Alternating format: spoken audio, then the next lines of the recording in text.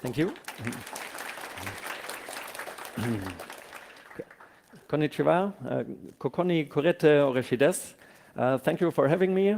I want to present some information on the GDPR. I'm sure everybody of you knows about it, the data protection law in Europe, and also give you some information on the new Japanese data protection law, and also have a look on international data protection laws. So I mainly want to focus on three different issues. This is the definition of personal data, personal information, and PII. I think when talking about data protection in an international perspective, it's difficult to know what law requires what information. Because the terms are used differently in all countries. So I want to give some short information on that. Then I want to give some information when the GDPR will be applicable, and also some information when it will not be applicable. So how you can avoid to have the GDPR applicability in Japan or in other countries. And at the end, I want to give some information on IT security. As short words on me, I'm a lawyer since nearly 10 years. I'm advising in data protection since I started working as a lawyer. And I started to advise on the GDPR when the text was published. So I'm happy to give some information to you in Japan. So let's take a short look back to the 25th of May 2018. The GDPR became applicable, and if you read German or European newspapers, you thought the world was going to end. All business had to close down because the new provisions were impossible to comply to. If you wanted to look at, for example, American newspapers, then you saw some signs like this one from the Los Angeles Times. You simply couldn't read it anymore because they were blocking all European users from accessing the website because they were afraid of the GDPR. Other websites are now using plain text versions for European users, and also for example, USA Today has a European Union experience, meaning no pictures, no advertisements, no tracking. And so on an international level, it's still unclear how to comply with the GDPR, what the regulations are. And judging from the information you could read on newspapers, you could think the GDPR would harm European businesses. No other country in the world would follow. But if we take a look at other countries, I just wrote down some examples. Korea is thinking about updating the Personal Information Protection Act. India is preparing a protection bill. China had a security law in 2017, which also had some information on or some guidelines on data protection. And I guess most notably in California, the California Consumer Privacy Act will be valid from 2020 and will have a strong new regulation for Californian companies. So you could think the GDPR maybe started a movement or will become a success. And looking at Japan, there were two new trade deals concluded between Japan and the EU in January this year. It was the biggest trade agreement concluded to date by the EU. And this trade agreement not also had regulations or information on the simple economic and strategic partnerships, but also clauses on labor rights, environmental protection, intellectual property, and also data protection. So on the 31st, on 23rd January 2019, both in Japan and in European Union, there was an adequacy decision stating that each of the countries of the areas have the same level of protection.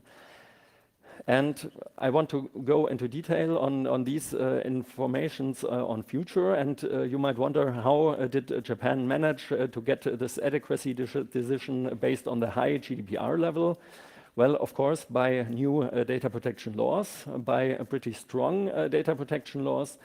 First, the Act on the Protection of Personal Information, APPI, which is the basis for data protection in Japan, and you can compare it to the GDPR. And it has some further documents like the cabinet decision and the enforcement rules, which are also a valid law for all companies active in Japan. These three provisions are applicable for all Japanese companies, while the fourth, I wrote down here the supplementary rules. They are only applicable in case personal data was transferred from the EU to Japan, and then these additional supplementary rules will apply to Japanese companies. So first, looking to the different definitions of personal data, personal information, and a quick view on the PII. There are many different terms how types of data are described. I wrote down here just a few of the important terms, and I want to focus on three terms. So it's personal data, which we are talking about in the EU, personal information, which is used by the APPI, and to have a look at the personally identifiable data in the USA. So when looking at the definitions of these three terms, we can see that they are nearly the same, the definition. So the APPI says any information relating to a living individual. The GDPR says all information relating to an identified or identifiable living natural person, and even the definition of PII here by the NIST saying any information about an individual maintained by an agency. So when looking at these definitions, you could think it's basically all the same, but it isn't.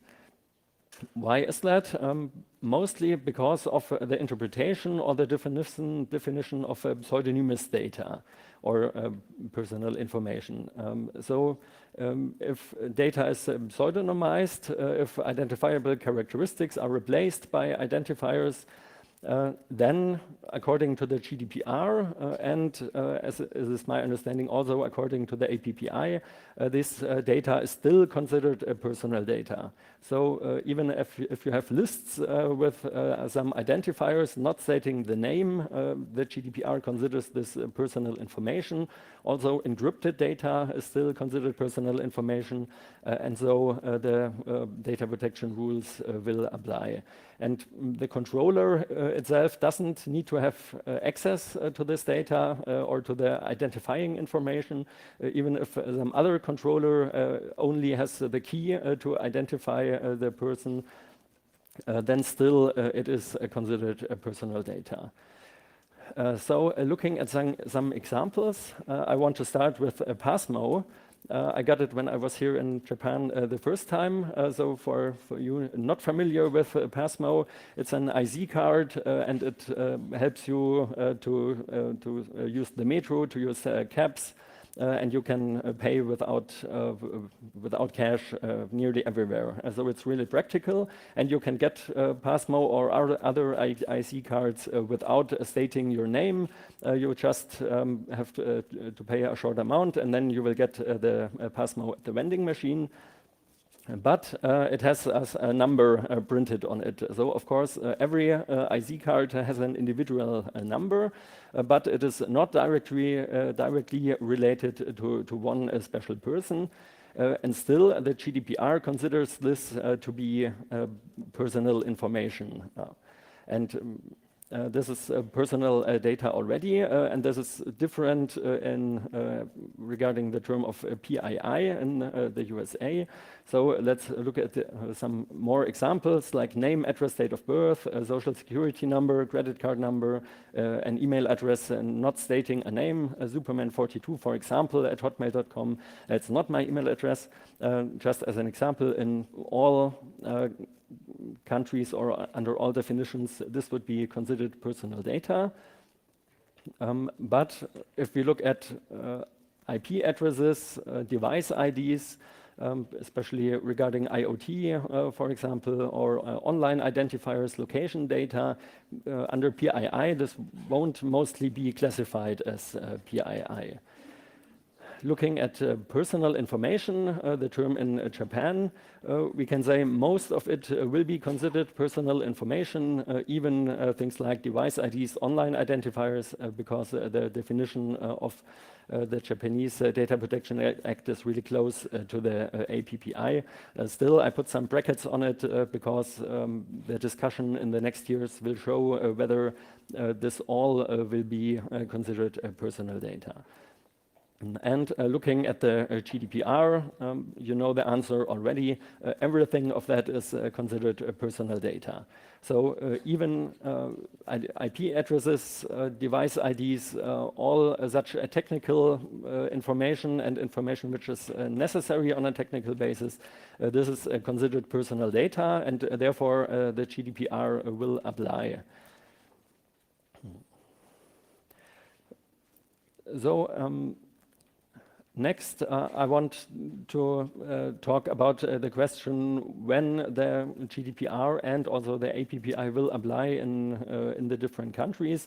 So in some cases, of course, just because you are processing personal data in one country doesn't mean you have to relate to the GDPR. And I want to present three different cases. So the first case is pretty easy.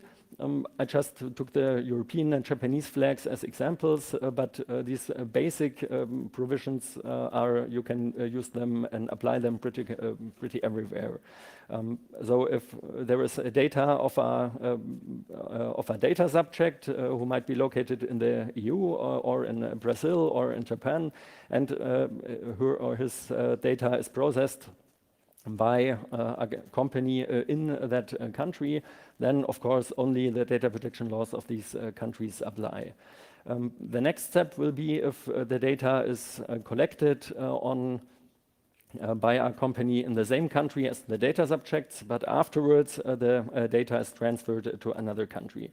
This of course happens many times, just when using US service providers, then the personal data will be transferred. And the third case I want to talk about is when personal data by data subject is collected in the EU directly from Japan, or also here directly from another country like the USA, because in this case, again, other legal requirements will apply. Looking at the first case, basically a collection of a data subject's personal data by an entity located within the same country as the data subject, then the data subjects and the entities' local laws will apply. This is pretty easy, and so it will be more interesting to talk about the two other possibilities. Just one hint that the GDPR has some special provisions which were disclosed by the European Court of Justice, who said that the territorial scope might also be applicable if the foreign country has an establishment in Europe. So if this establishment in Europe does not process the data subject's personal data, the data might be processed directly from Japan, might be collected in the EU, but directly transferred to Japan. And there's just some entity doing advertisement, for example, then this might lead already to GDPR applicability. But this is a special case, and I want to talk about the two other more practical cases which for every company are relevant on a daily basis. So this second possibility is that data is collected of a data subject within the EU. A company located in the EU is processing the data and afterwards is transferring that data to Japan. Then we will need to take a look at two steps. The first step, of course, the company located in the European Union needs to comply with the GDPR. On the second step, also the transfer from the EU entity to the entity in the third country needs to be covered by GDPR. And such a third country transfers, the GDPR states several rules. It's pretty much the same with the APPI. I will explain that afterwards. The GDPR basically says that for full GDPR compliance, the first entity in Europe needs to fulfill all of the GDPR's requirements, and this includes appropriate safeguards. So this adequacy decision, which took place on Japan, this is one of the adequate safeguards. Others are the standard contractual clauses. I'm sure many of you heard about it already, or safe harbor many years ago. And now it's the privacy shield for data transfers to the US. Binding corporate rules are another possibility of these appropriate safeguards to transfer personal data from the European Union, from an entity located in the EU to an entity located in a third country, for example, Japan.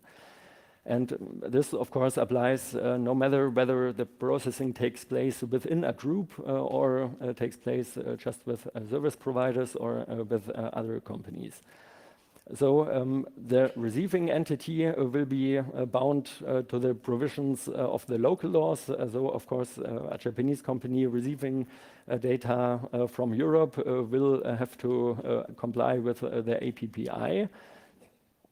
But still, again, in addition, the appropriate safeguards required by the EU or by the GDPR also have to be complied with.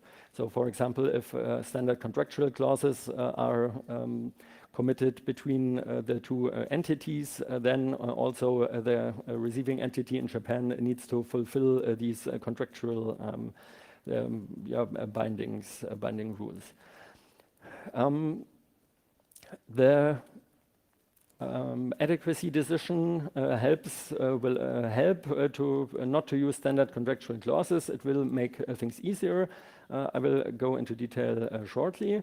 But looking into Japan, the APPI also has some requirements on third country transfers. And it basically states that if the Personal Information Protection Commission has some adequate safeguards for transferring data to one country, if it was decided that the other country has equivalent standards, then the data can be transferred without further notice. Or you can do contractual agreements between the Japanese entity and the entity receiving the data. Or another possibility is to obtain consent from the data subject. And this also, it is my understanding, it also applies within Japanese groups. So, for example, if you export data of your employees from the Japanese entity to an entity based in another country, then the APPI states that you need to fulfill these further appropriate safeguards.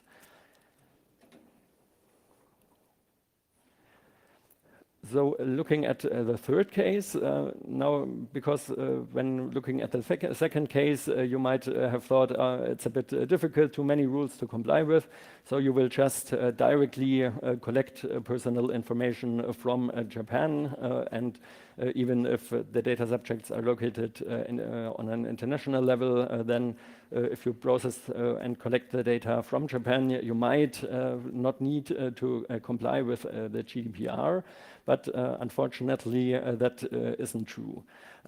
So when we look at the case of a collection of a data subject's personal data by any entity located in another country than the data subject itself, speaking in a general way, it doesn't only have to be the case in EU and Japan, then the local laws of the collecting entity, of course, will apply. But most data protection laws also have an extraterritorial scope.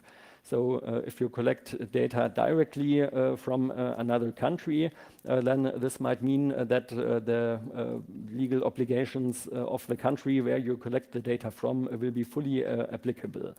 And This is not only an idea which the GDPR uses, but it's also an idea the APPI uses, and also the CCPA in California. So the CCPA also has such extraterritorial scope.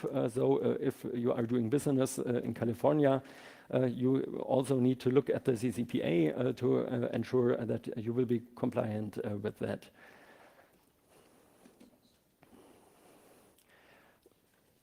So I want to go into detail on the question what the GDPR states on this extraterritorial applicability. So if you are a Japanese company collecting the data directly within the EU of data subjects located there, then there are two possibilities when the full GDPR will apply. One possibility is that you offer goods or services in the EU from Japan, or the other possibility is that you are observing the behavior of data subjects located in the EU. So looking at the first possibility, offering goods or services in the EU, this is, for example, if you have a web shop and this web shop is also available in German, in French and Italian, and payments can be made in euro. Then the GDPR will apply for all the data which is collected by the data subjects within the EU. The other possibility is observing the behavior of data subjects located in the EU. This is basically linked to every activity linked with behavioral monitoring of data subjects. So basically, if you use cookies, if you use online tracking, advertisement tracking on your Japanese website, and you have visitors from the EU, then the GDPR expects you to comply with the GDPR for all of the data you collect from the EU. So this is a pretty difficult task to fulfill because, of course, it's hard to avoid that some European data subjects might visit your website. And this observing the behavior of data subjects located in the EU might also be a problem regarding IT security. So if you do intelligence, if you do a scanning of possible threats, then of course you might collect personal data just to check on possible threats. But still, if you are collecting that data outside of Europe, then this might mean that the GDPR will be applicable for that. The GDPR has further provisions in case this extraterritorial scope applies. For example, probably the most important one is that you have to designate a representative within the EU. So if you are located only in Japan, but you are doing business in Europe, then it might be necessary to designate a representative within the EU who will help you with EU regulations, but will also forward, for example, requests from data subjects or requests from data protection authorities. And Article 31 also states that you have an obligation to cooperate with the supervisory authority. Here, of course, there's the question if that will work out or what the supervisory authorities will be able to do in case you don't want to cooperate. And on an international level, of course, European data protection authorities could try to get in contact with the Japanese data protection authority, but this will be a pretty long process. So on a practical basis, even if you are supposed to comply with the GDPR, maybe there is no possibility for supervisory authorities to really get you to comply with the GDPR.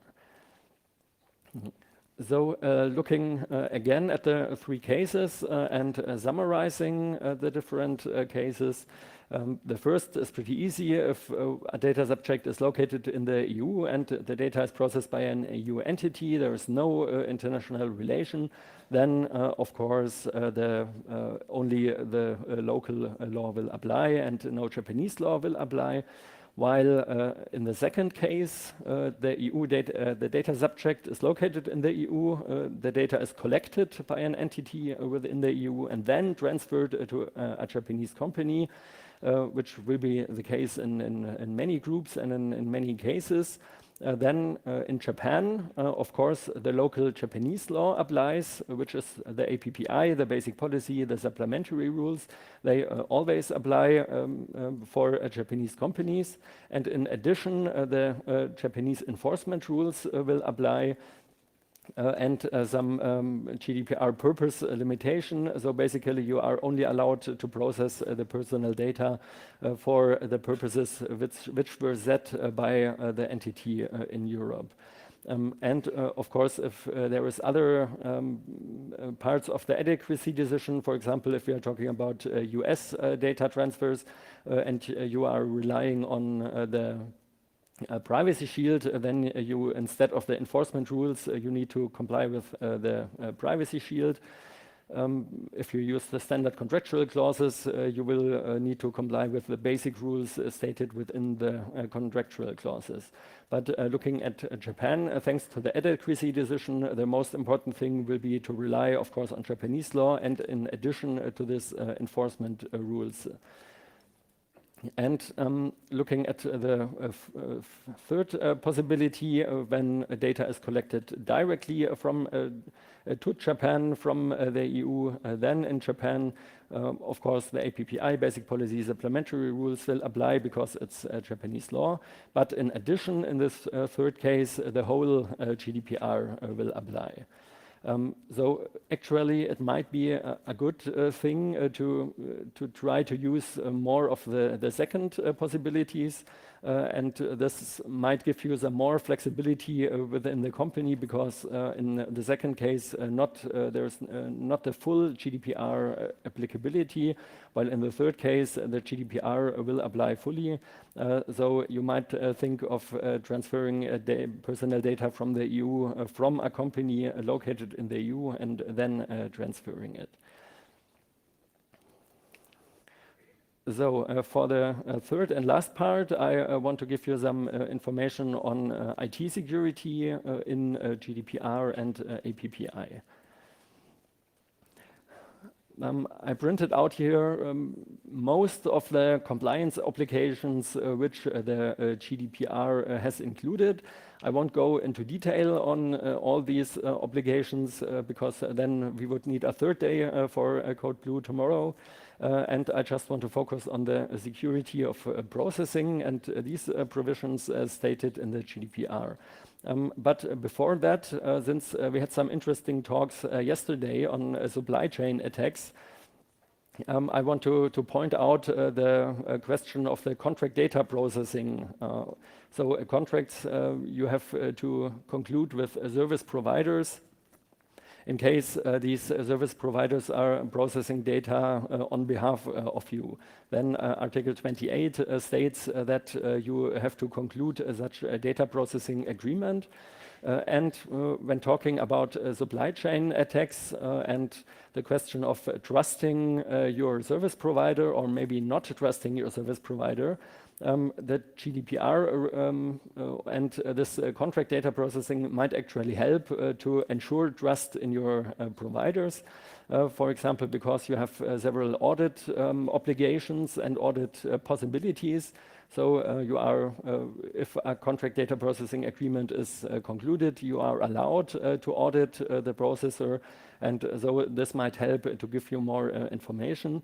And also other of these compliance obligations might actually help regarding such threats to the supply chain. For example, notification of personal data breaches. You have 72 hours in case of a data breach, like a hacking attack or the loss of personal data. And also the service providers are required to inform the controller whom the data belongs to within 72 hours. So this is also a provision which could help regarding such security threats.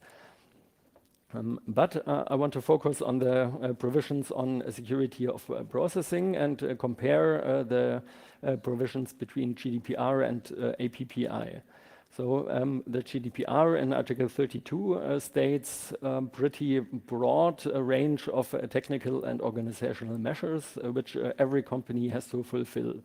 And in Article 32, paragraph 1, the GDPR says that such measures are pseudonymization, encryption of personal data, the ongoing confidentiality, the ensuring the integrity, ensuring the availability, ensuring the resilience of processing systems. Furthermore, you need to have the ability to restore the availability in a case of a security incident. And also you are required to have a process for regularly testing, assessing and evaluating the effectiveness of the taken measures. So the GDPR states a broad range of obligations to fulfill. And after all the interesting speeches I heard in the last 1.5 days, it seems like a pretty good thing to have all those regulations, because so business are actually required to relate to such possible incidents. And the GDPR furthermore states that costs and risks are to be taken account. Basically, as a small, as a medium-sized companies, you don't have to comply with all the same security rules as a large company, as a large group. But even though the GDPR states that costs are one relevant factor, they are just one relevant factor. And the more relevant factor is, of course, the risks. So even if you are a small company, but for example, you process biometric data, then the risk is higher, and then you are required to have stronger technical and organizational measures in place. So I think this is pretty interesting and well done by the GDPR, because it's not only regarding the possible loss of data, but regarding technical organizational measures, the GDPR has a full approach, also stressing the availability of data. In the APPI and in other countries, it's mostly more limited. So the APPI states in Article 20 that a personal information handling business operator, so the same as a controller in Europe, shall take necessary and appropriate action for the security and control of personal data. So this, of course, also is a general obligation to ensure IT security. But the APPI continues that including the prevention of leakage, loss or damage of its handled personal data. So the APPI stresses that IT security measures are supposed to mostly prevent leakage and loss of data, but still it says that all necessary appropriate action needs to be taken. The APPI stresses minimizing risks of data loss, even though it is not the only requirement. And I think this difference is pretty important in an international context. When I'm checking data processing agreements, I see many providers, especially US providers, who are binding themselves to appropriate technical organizational measures only regarding to ensuring preventing leakage, loss or damage to personal data. But this is too short. So if the GDPR is applicable, it's not sufficient just to say we will have appropriate measures in place to avoid the loss of data, but it is also necessary to ensure the ongoing availability of the data. So this is one point which should be checked in contracts regarding to the GDPR. Coming to an end, just some short information what the GDPR requires or what is recommended under the GDPR to document IT security measures. So I guess many of you know the accountability principle, which states that you need to prove that you comply with data protection law. This, of course, leads to quite a lot of bureaucracy. and it helps the data protection authorities to easily identify potential breaches of the GDPR. Still, this principle is a common sense within the GDPR, and in some way you need to rely to Article 5, Paragraph 2 and Article 24 of the GDPR, and therefore, of course, also IT security measures need to be documented. And so my recommendation is to have at least a two-step documentation of the IT security measures. I guess most of you in your companies will have that anyways, but I want to stress that having a data security process in place is something required by the GDPR, and also the documentation of IT security measures. So the data security process means basically that you need to take management measures to protect personal data, and to have this data security process documented in a way that, for example, the data protection authorities are able to control whether your process is done correctly and it is sufficient. On the other hand, the documentation of IT security measures, it contains information on confidentiality, integrity, availability, and capacity. And I think I don't need to go into details on how to describe these measures or what measures you need to take. We heard a lot about that in the last 2 days. What I want to stress, that is important to document these measures. So to have an internal document in place where you are writing down which measures you are taking, and how you are auditing them, how you are ensuring that they are always up to date. So, coming to the conclusion and some lessons learned, I want to recoup for the last minutes. So basically, we are seeing more and more data protection laws all over the world, and more and more will come, and more will be stronger. Will have more strict views on data protection, and of course, it's not easy as an international company to handle all those different data protection laws. So especially, well, looking at the GDPR and the APPI, they are really close together, and it's easier to process both of these data than with, for example, the CCPA, because it takes a different approach. So maybe it will be necessary for companies to conduct data audits and to check for which kind of data, which data protection laws will be applicable. Also, ensuring the tagging and documentation of all data within a company will help to identify the data processed in the company, and to ensure that such tag data is processed by the laws which are applying. When looking at personal data, personal information, or PII, most information on identifiable individuals are covered. And I want to stress again that even pseudonymous data is considered personal data by the GDPR, so it has a really broad approach. With the APPI, probably it will be about the same, while PII, at least up to this point, is not not covering all pseudonymous data.